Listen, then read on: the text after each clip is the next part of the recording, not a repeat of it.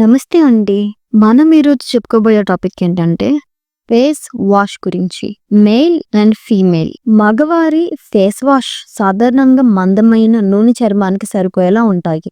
తరచుగా tea tree oil, salicylic acid, బొగ్గు వంటి పదార్థాలను కలిగి ఉంటాయి. ఆడవారి ఫేస్ వాష్లు సున్నితమైనవిగా ఉంటాయి మరియు ఎక్కువ హైడ్రేట్గా లేదా మాయిశ్చరైజింగ్గా చేయబడతాయి.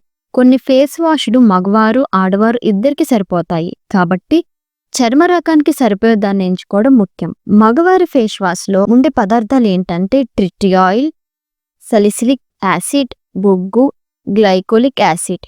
అదనపు నూనె మురికిని తొలగించడం, మొటిమలను నివారించడానికి సహాయపడుతుంది. సాధారణంగా మందమైన ఎక్కువ నూనెతో కడిగిన చర్మం కలిగి ఉంటుంది.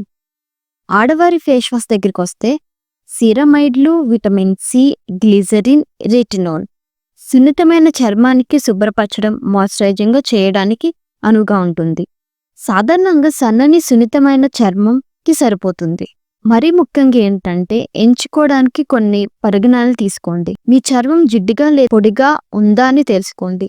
దానికి అనుగుణంగా ఫేస్ వాష్ని ఎంచుకోండి.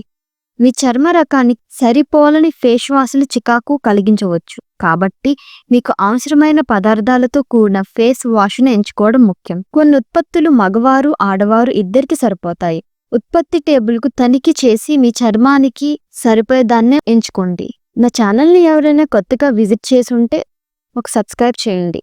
ఇంకా ఈ వీడియో కొంతమందికి రికమెండ్ అవ్వడానికి ఒక లైక్ చేయండి. Thanks for watching.